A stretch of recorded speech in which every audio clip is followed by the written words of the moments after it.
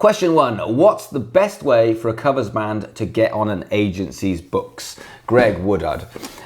Greg, that is a very good question. And let me start by saying what I see all of the time from bands putting together, musicians putting together functions bands, is they always look around at what everybody else is doing and then they do it exactly the same. And it bores the shit out of me. Because there's just so much noise, and you hear me say that a lot, this idea of noise, which means everyone's doing something. So in order to cut through, it's very difficult. Now with covers bands, it's been a very similar thing for about 10 years, since the crash in 2008. And now on every massive agency all over the country, probably all over the world, is the same band, effectively, times by 500 bands. So if you want to cut through the agency, there's a couple of things that you've got to do. Number one, you've got to make your product not just good, that's just obvious, but you've got to make it slightly different, something that's going to stand out. So the way you do that is usually your marketing, and I would suggest having a song or songs which are a little bit different. So when you are a covers band, yes, you are going to play all the usual stuff. Yes, you're probably going to play Uptown Funk. Yes, you're probably going to play Mr. Brightside. But why not market a couple of different songs? Why not have a bit of a niche? You don't want a niche which is so crazy niche that you can't bring in depth if someone's ill or if someone hurts themselves.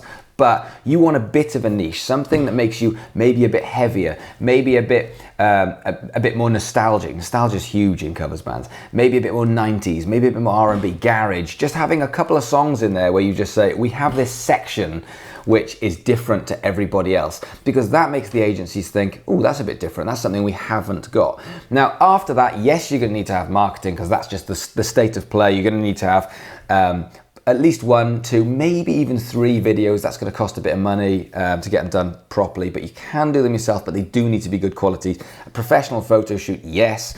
You're going to need your set list, all that kind of sorted. You need a PA, etc. But here's the big thing.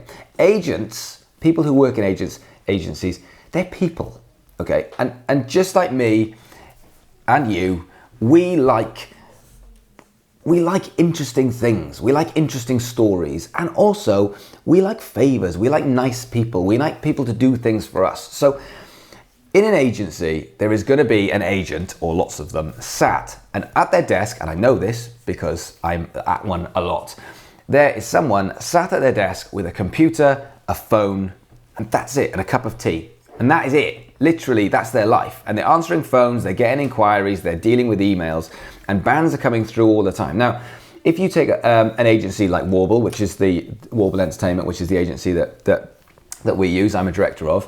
Now, as a company, Warble, can you imagine how many demos are coming through to them on a day-to-day basis? Like day-to-day basis.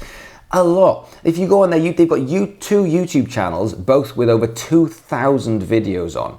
And that's just the ones they choose to put on their YouTube. Can you imagine how much comes through on a daily basis? And can you imagine how much is the same old stuff? A band going, oh, do you know what we should do? We should do a Bruno Mars cover. Oh, do you know what we should do? We should do an Ed Sheeran cover. And it's like, yeah, you're missing the boat with these agencies, because if you want to get in, then you've got to get out of what I call the middle. You've got to get out of doing the same thing that everyone else is doing. So all of a sudden, you're an agent, you're sat there, some stuff comes through, and it is something nostalgic, something they've not seen before, something a bit creative and something a bit different. The first thing they think is, oh, that's cool, I've not seen that before. It's not the same old, same old.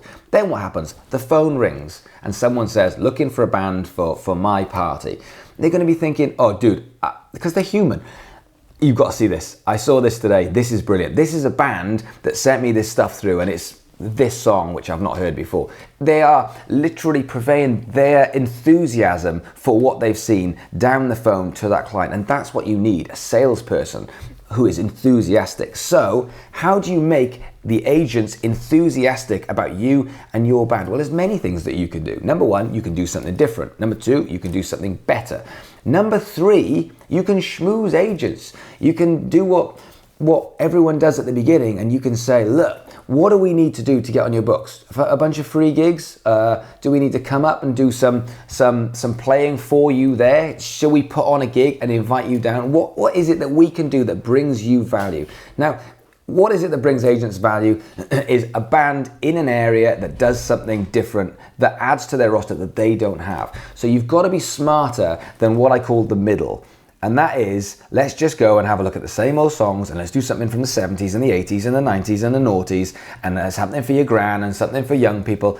Yes, you can do that, but it's not like they haven't got enough of these bands. They've got millions of them. So do something different. Go and think of a 90s R&B song and make it into a band. Go and do a Drake song that's very difficult to do and bring it into a band thing. Go and do something which is different. Go and do a medley which makes someone really laugh and think that is hilarious. And then you become known for that song or that piece where you're just like, oh, there's this band, you know what they do? They do this thing, right? And it's hilarious, because that's how bands are formed. So back in 2008, when I was playing in bands a lot, and I wasn't a singer, and we had a thing where we bought wireless packs, and it was like, right, we're gonna play, but we're gonna get out into the audience as much as possible. Now, everybody does that now, but back in the day, it was unheard of, because you run out into the audience and everyone's running around, disguising the fact that you can't sing, and you become known for that. There's this band, they spend more time off the stage than they do on the stage. It's a thing. So you've got to be known for a couple of these things. And I think a big part of that comes down to your marketing and your decision of what can be slightly different. So I hope that answers your questions. But when it comes to covers bands, if you're not sure, this is something you can hit me up with. You can send me a link to your band. You can send me videos. You can send me demos. But be prepared for me to have the same answer, which is stop being boring. Because that is the major thing that stops you from getting onto an agency's books. Stop being boring and stop doing the same as everybody else.